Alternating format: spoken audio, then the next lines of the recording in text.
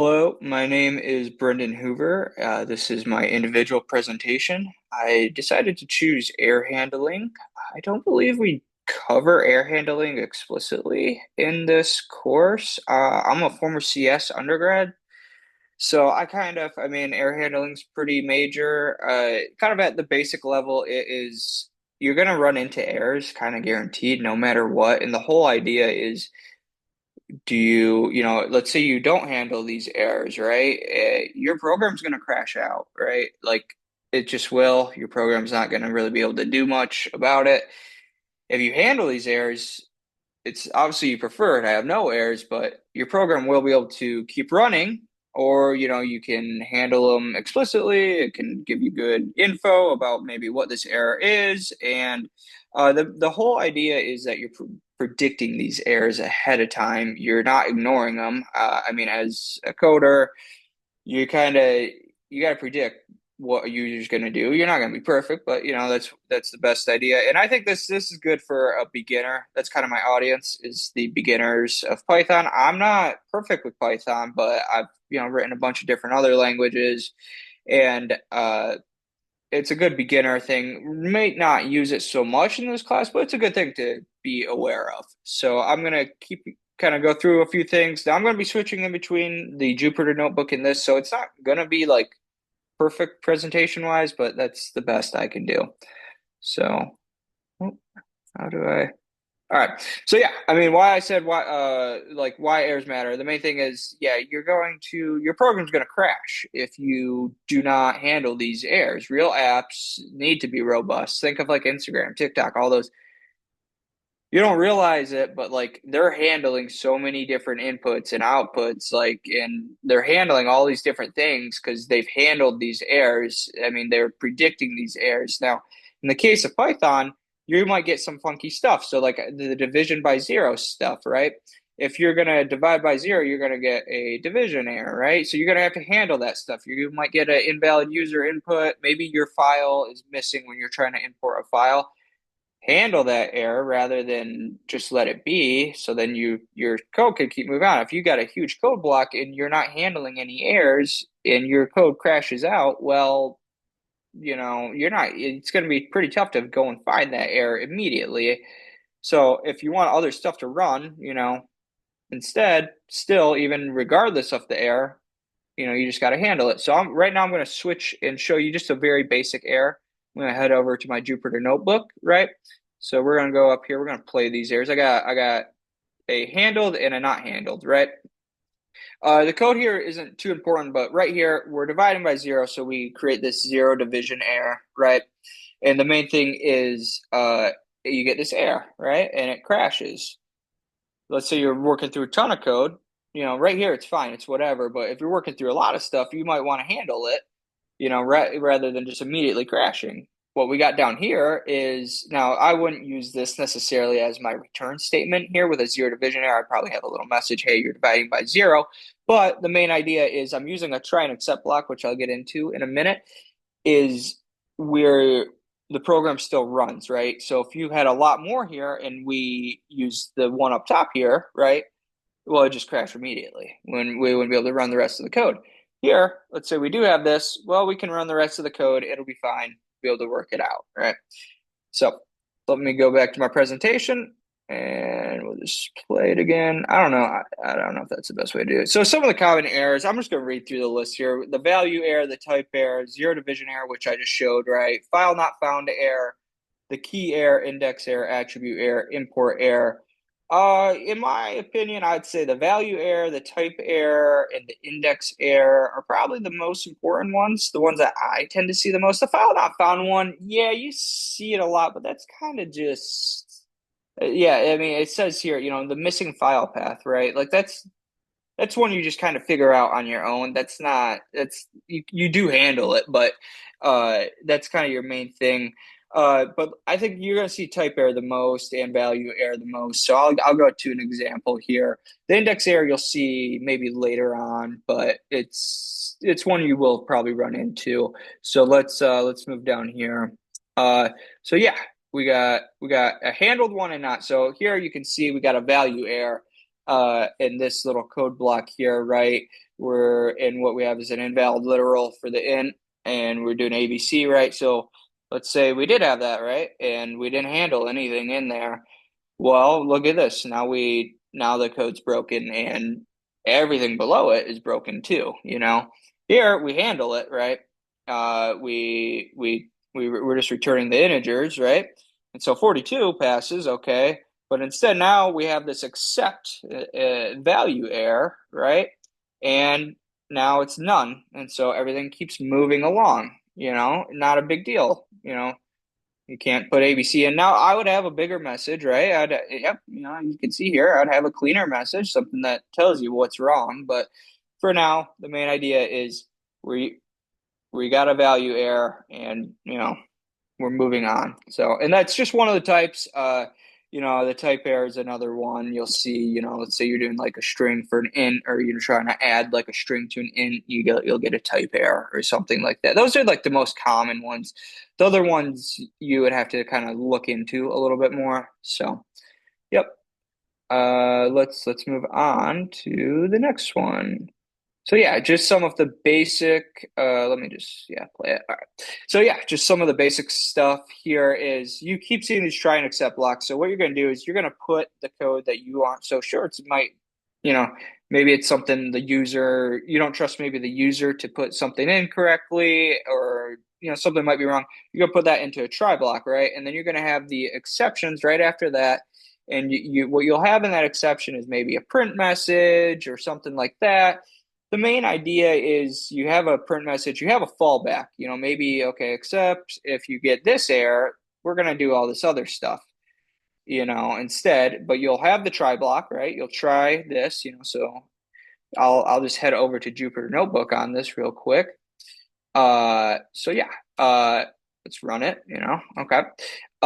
So yeah, right here. All right, so we're going to open this path, right? And we're going to kind of strip it, and we're going to read the file. Oh, uh-oh, we don't have the file, right? Okay, so if we don't have the file, what are we going to do? Well, we're going to say, all right, the file's not found, right? We're going to tell you what file isn't found, and then we're going to return that, hey, no notes yet. So it's just another fallback. Your code keeps running. I mean, at the bare minimum, that's the whole idea. Keep the code running. Now you do want to have more explicit stuff, but that's kind of the goal here, is to keep that code running. So, yep. All right. So that's just the basic error handling. Not too crazy there. Main idea is keep that try block small. Have a try block. Have, you know, don't keep your exceptions bare. You know, have something in the accept block. Don't just accept this and then, all right, just do nothing, you know. Have a fallback, have something after that. So yeah, the multiple exceptions next. So what if you have like a bunch of different errors? You know, you want to separate them, like, all right, we've got this index error and I want you to do this. I got a key value error. Let's do this, or a key error. Let's do this instead. You don't want them all grouped together. You can group them together if it's got the same remedy, but the main idea is to essentially have different exceptions for different errors, right? You don't want to just have a bunch of errors giving you the same message like that. It's not going to help you in the long run. So, you know, we can come out here, right? We'll come back to the Jupyter Notebook. All right. I'm not even going to run it. It's going to run the same thing. Sorry. But pretty much, all right. So what did we run into here? All right.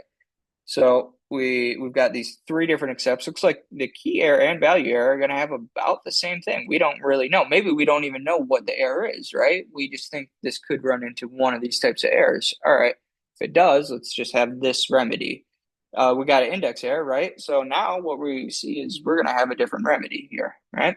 And then a different exception error. The main idea is, all right, so we found out, looks like we got a value error because we got an invalid literal for an int. Okay, no problem.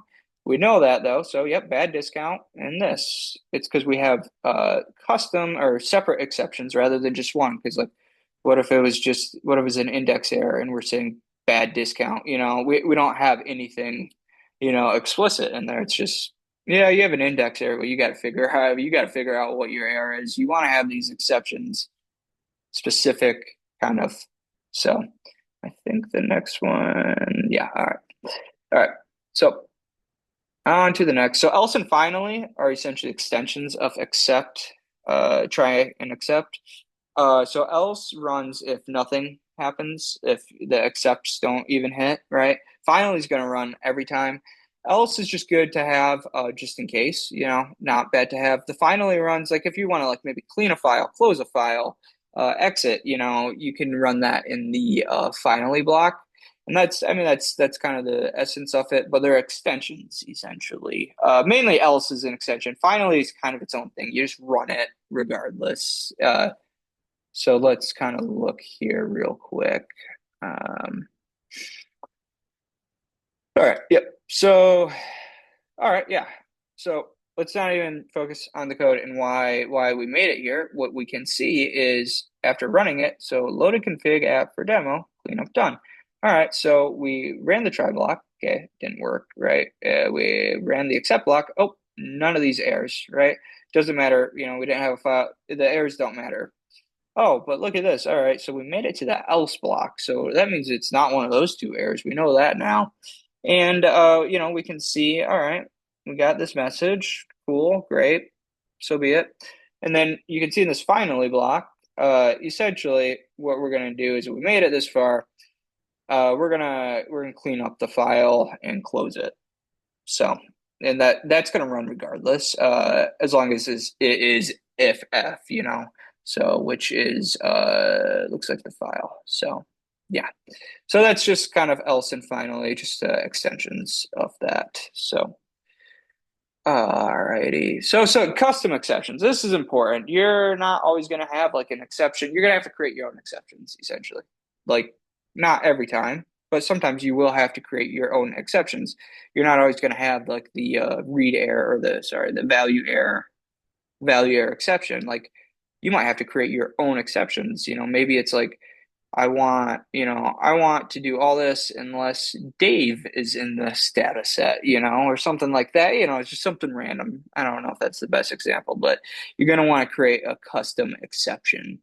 Uh, so I will show you how to do that. The code's not too important, but we can kind of just go through it and kind of it's more the general idea and the importance of it.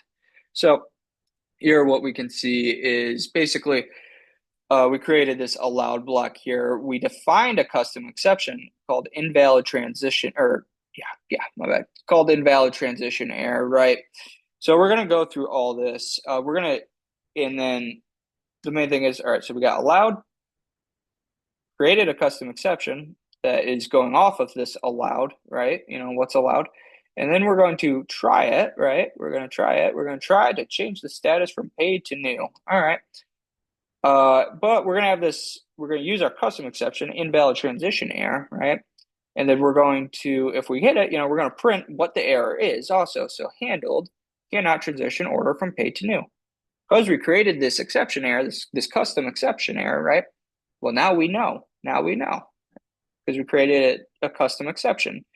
The code's not too important. Like you can have ChatGPT do it, honestly, at this point. Like the idea is what's the purpose of it? It's because we're not always going to have a basic, straightforward exception. We might have to create our own exceptions. So that's kind of the main idea there.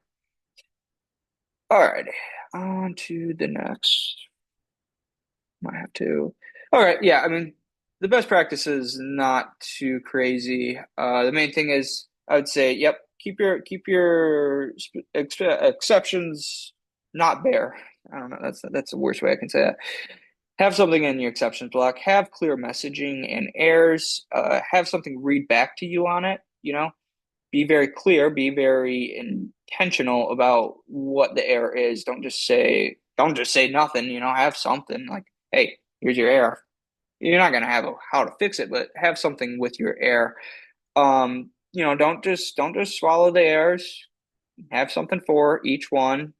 And then keep the try block small. You don't want to have a big thing of code, and it's like, I don't know why we made it to the exception block, but here we are.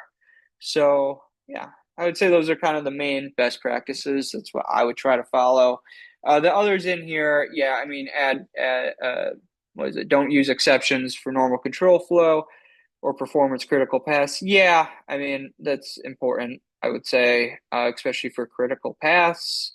You're going to want to have that dialed down a little better than just using exceptions. So we're going to, there, I have a code thing there. That's not too important though.